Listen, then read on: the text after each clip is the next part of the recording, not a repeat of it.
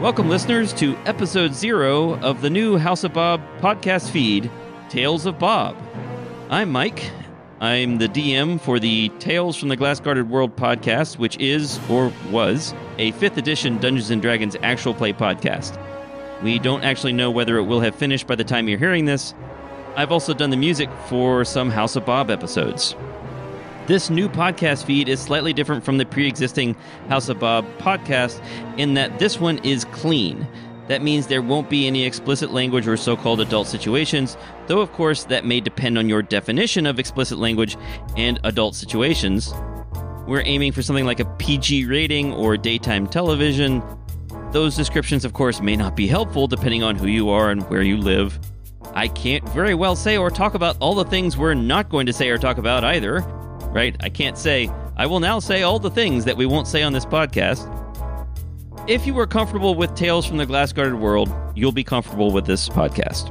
If you like the House of Bob and you want more, you can join the House of Bob Discord server. Just go to hobcast.com and scroll down to the Discord icon. You can also follow us on Twitter, Facebook, and Instagram. More importantly, you can support us on Patreon. That's patreon.com/thehouseofbob. Patrons get special stuff every month. Depending on your tier of support, you might get commentary episodes or even one-shot actual play sessions, game supplements, zines, and a monthly blog post. Your support through Patreon makes this podcast possible. We're going to play different campaigns and one-shots and release an episode every 2 weeks, just like the House of Bob. We'll have players from both the House of Bob and Tales from the Glass-Guarded World. Let's meet the players for our first campaign now. We get to start with my favorite introduction of any player ever. Welcome to Janette. Because that's how Shaun introduced Janette for House on Kieren Hill. I was like, I am? Wow. And it was such a wonderfully awkward introduction that I have decided to reuse it. So welcome to Janette. Thank you. Welcome to Janette and others. You've heard her on House on Kieren Hill and Oasis Down. Our next player is Jessica. Hi, Jessica. Hi. She has played several characters in Tales from the Glass-Guarded World and was even GM for Crash Pandas. Next, we have a guy who has played a few characters in Tales from the Glass-Guarded World and even ran a Pathfinder 2nd Edition one-shot. You may have also heard him in a few House of Bob things by now. Ladies and gentlemen, it's Josh. Hey! I just realized you got 3 J's. Yeah. Yes, we have lots of J's. Mm-hmm. One of us is so dead. Well, this is too many J's. Let's cut one out. You know what that means. This is too many J's. I'm going to have to kill a few of you off. Finally, we have Shaun of ShaunMakes.com, an amazing artist, DM, and GM who has run several games for House of Bob and played characters both for House of Bob and Tales from the Glass-Guarded World. Welcome, Shaun. You are criminally kind, and someone needs to stop you. I mean, it's his podcast at this point. Hi, It's hard Shaun. to stop him. Yeah, he can edit out anything I try to do to stop him. Yes, Yep. I can just make you say you are kind. All right. Just bleep out the criminally. That's right. I do that sort of thing all the time.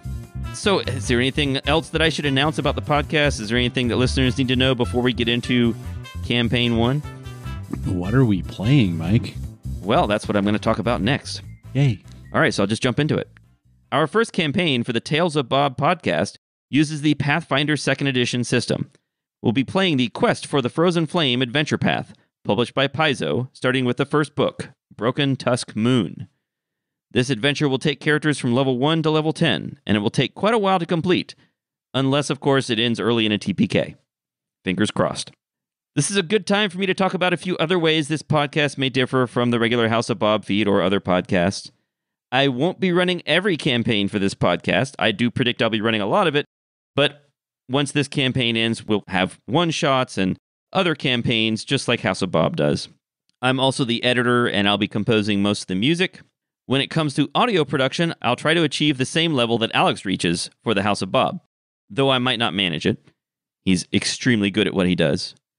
I don't produce as much, though. By that, I mean that I don't add as many sound effects, and I may not use as much music as Alex does, but I'll try to achieve a similar quality. Because I also work a day job, like all of us, I'll be running this adventure path without spending any time modifying it. So I'm going to run it straight out of the book. I would describe my style as stern but fair. I'll try to stick to the rules in the book, and I do not pull punches for the monsters and enemies trying to kill the player characters. Character death is likely to happen.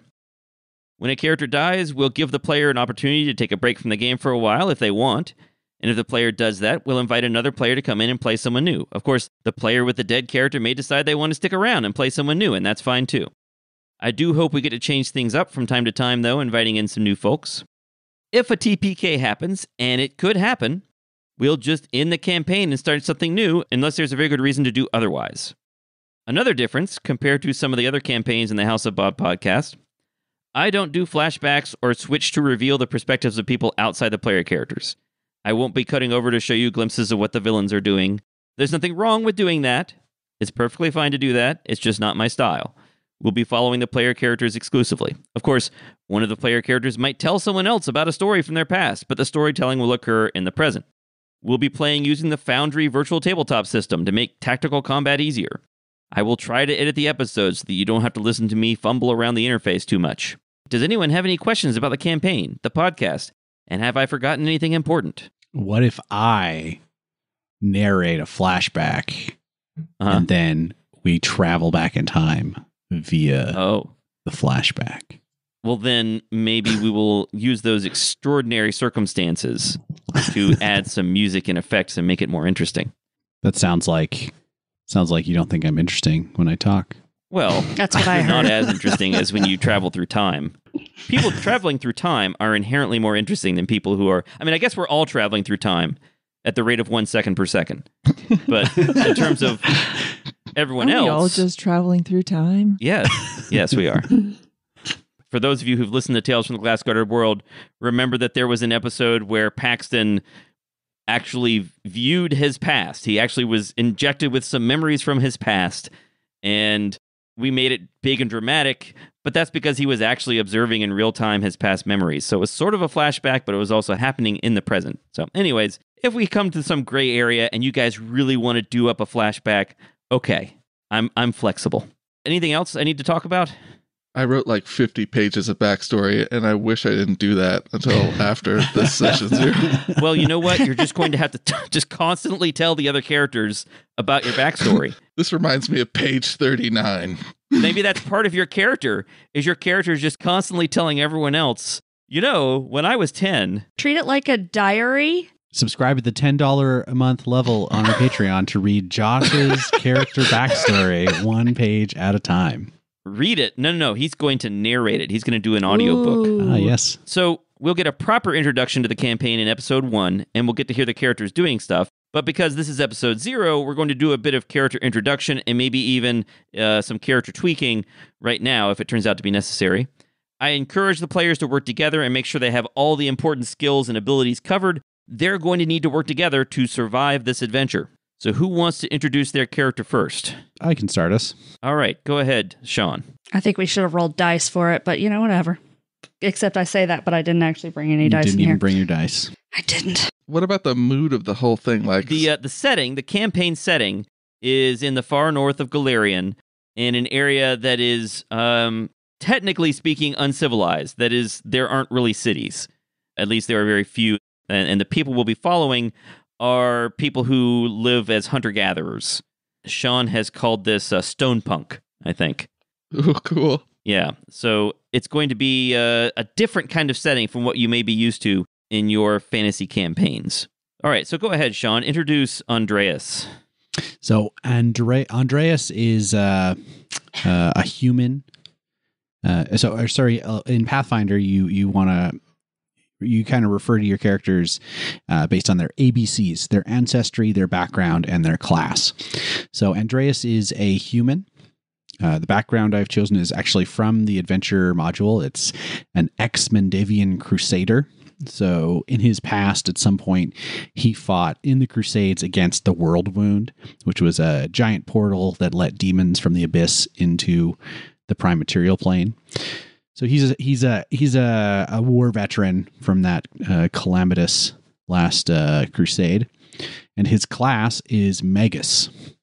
And a Magus is a class where you blend martial prowess with hand-to-hand weapons or ranged weapons and infusing them with your magic spells. So there's a little bit of wizard flavor, a little bit of fighter flavor, and they combine to let me do some interesting stuff where I like hit somebody and then cause them to explode with electricity and stuff. Cool. Oh, that's really cool. Can I be that too? Nope. Absolutely. Oh. Word for word the same. All right, Shaun has overruled me. All right. All right, and I think it makes sense maybe for Janette to introduce her character next because your two characters know each other. Yep. My background is also ex-Crusader, so Jonesy, who was my character, and Shaun's character had some adventures together prior to this new one, but he is also a human. He's a bit older. He's in his late 60s, and he's a cleric of Sarenrae. I don't know how far we want to go into, like, he's like a cloistered cleric, or if we'll get into that in the first session. I guess today we're going to talk maybe about any mechanical changes you want to make to your characters to have them complement each other. In terms of more story background, we can probably get into that gradually over the course of the campaign. Okay. Yeah. But the two of you were Crusaders together at the World Wound, is that right? Yeah. Yeah. And is Andreas also a bit older? Yeah, Andreas is in his late 50s. So not as old as Jonesy, but they're still both crotchety old men. And they've been taking I guess they took a break for a while after their crusading ended. I guess the World Wound closed something like 7 years before the start of this adventure or something like that. I think so. Does anyone remember? That sounds about right. I think that's right. Wrath of the Righteous for those of you playing from home. So yeah, the joints are a little creaky and the abilities are a little bit rusty, and they're going to come back better than ever. Excellent. And Jessica, you want to tell us about your character? Sure. My character is Xankath Bramblesong. She is a halfling fighter, and her background is criminal. She has been with the tribe for about 20 years now, so she's been there for a little bit. They found her wandering and took her in, and she has decided that she'll protect these people. So she's a fighter for them. That's all I got. Is she originally from this area? Do you have any sort of backstory about how she got to where she is? Oh, sure. Okay, all right. Sure. I just want to make sure. Okay, cool. We will probably delve more into that during the campaign. Maybe. And Josh. I'm playing Korgo, a human barbarian who's just an original Kellish member of the tribe. So I'm excited. So he grew up with the tribe. Yes, I'm a native to the area, barbarian. I don't know about accents, so I'm just going to make one up, and hopefully it doesn't match with what Mike's doing at all for everyone else. Oh, yeah, that's going to be complicated. Yeah, I haven't made that decision yet. Yeah, I guess we should establish what the tribe's accent sounds like. Don't do anything that I can't do, Josh. All right? I'll just do like a weird voice, and it'll be just fine. Pick something from Monty Python. Okay. Yeah, don't do your French accent because I can't do that. that fit really well with the setting. That would. A tribe of barbarian Frenchmen. Hello, we are going to find a mammoth for lunch. So we've already done some tweaking of the characters in Foundry and using Path Builder. Do we want to take this opportunity to check to make sure that you guys have all sorts of basic abilities covered? Do we want to look at that at all?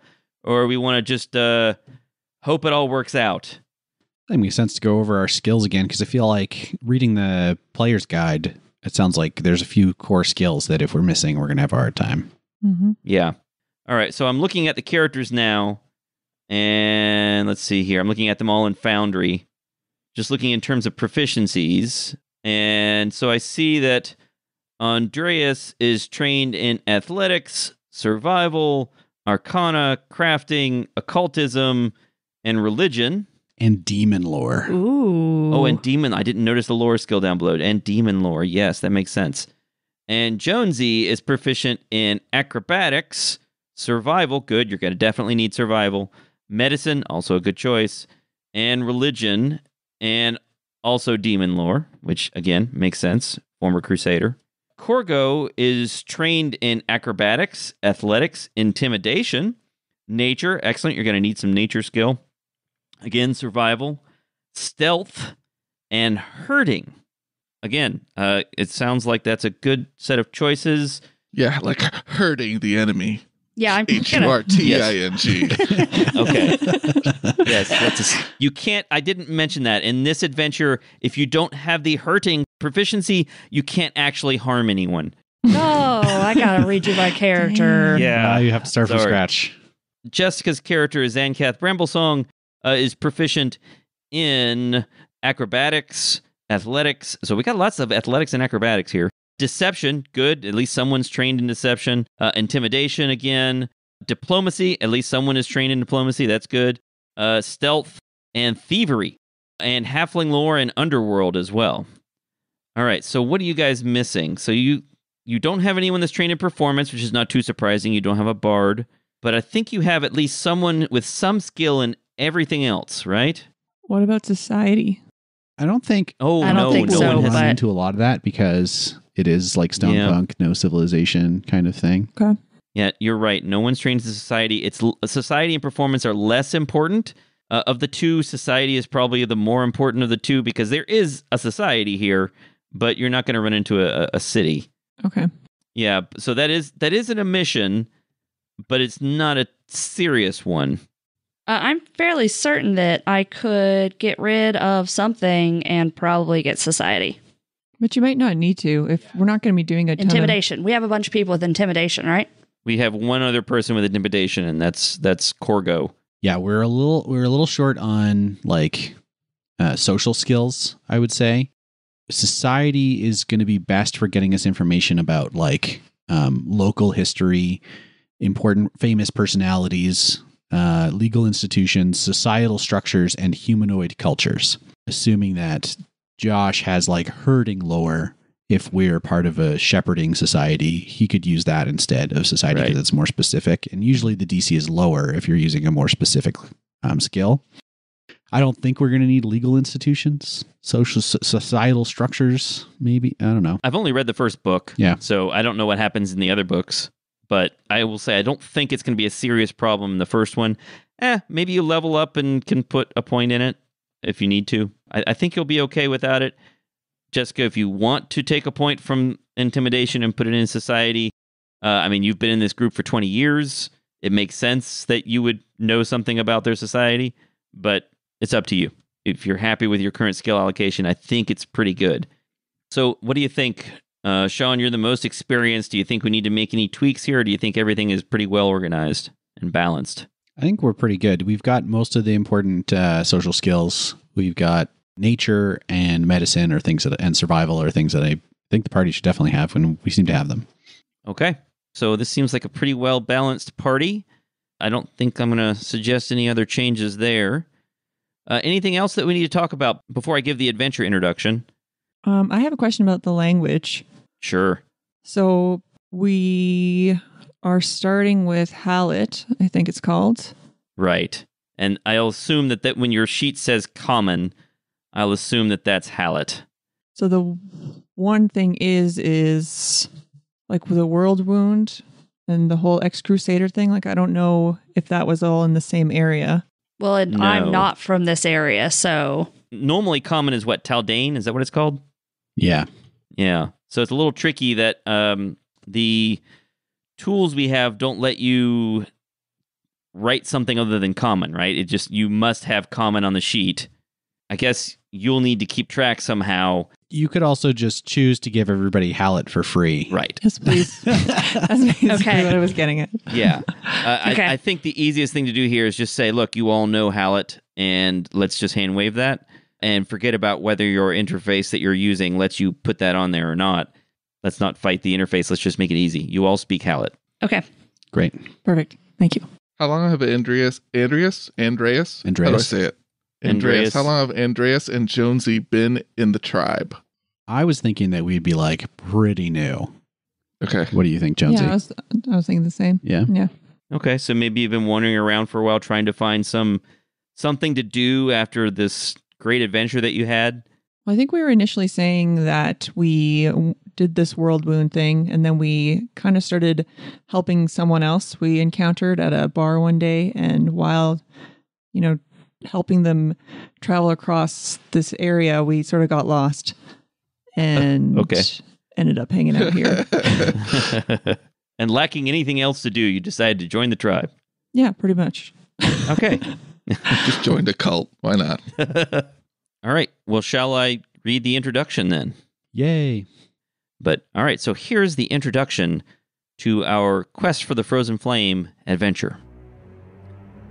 On the world of Galarian in the far north of the continent of Avestan, beyond the hold of Belkson, is the realm of the Mammoth Lords. It is a cold, harsh land where nomadic peoples herd mammoths on ancient migratory routes. These tribes, called followings, are mostly made up of people known as Kalids, tall, wiry, dark-haired humans. The Broken Tusk following, however, is different.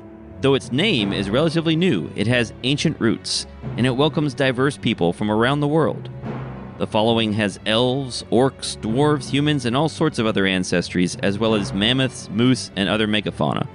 Our heroes, Jonesy, Xankath, Andreas, and Korgo, are scouts in training for the Broken Tusk following, learning how to lead the group on its traditional migratory route, known as the Siorn route, the route of great sadness. Though the path has been the same within the living memory of almost everyone in the Broken Tusks, the warm season is getting shorter, and the cold season is getting colder. Game is scarce, and wild nuts and fruits even more so. While the older members of the following believe the best strategy is to stick to the old ways, some of the younger Broken Tusks believe that it is time to explore more broadly and consider alternative paths. Despite the chronic shortage of food, the holiday known as the Night of the Green Moon is approaching, and there is much to do to prepare for the celebration. These scouts must help with the preparations, starting with hunting something to eat. Hopefully there is no long-forgotten threat lurking over the horizon. And that's where we're going to stop with Episode 0. Thanks everyone for listening, and we hope you enjoy Episode 1, and roll on. Roll on. I'm very glad there's no long-forgotten threat over the horizon. Yeah, that's safer without it. DPK. Okay, well, Stop ours? Should we? no, just keep going. I'll figure it out. Do I clap now? I'm clapping. Let's do our 10 seconds of silence for room noise. We won't do a hand clap Aw. because I know, I'm sorry, but it apparently really irritates Alex. Which he's is not gonna why edit this. it's funny. Oh, well, I'm going He's to... not even here. He's not even here. He's not even going to hear this, but Fair. I'm thinking about Alex's well-being, and I think just knowing that we did a hand clap might really bother him. So I'm not going to. Yeah, okay, I got some. So I think last time we did like a Q&A, someone asked, well, how'd you get into gaming? And I forgot this really key fact. When I was 14, I played online written Dragon Ball chat room RPGs. If you can get down to that level of geeky nerdydom, then I have respect for you. Wow. I think they're still online. I'm trying to find one. That's funny because it made me lose a little respect for you, but go ahead. You absolutely should. Oh, guys, I found one. I'm joining right now. They're playing a Dragon Ball Z game? Oh, they have a Discord, and there's 29 members. Okay, guys, I'm Josh is dropping busy out of tonight, this guys. Well, podcast. yep. Oh, no. Well, I thanks, am Josh. out. Sorry, listeners. Josh got too busy for us.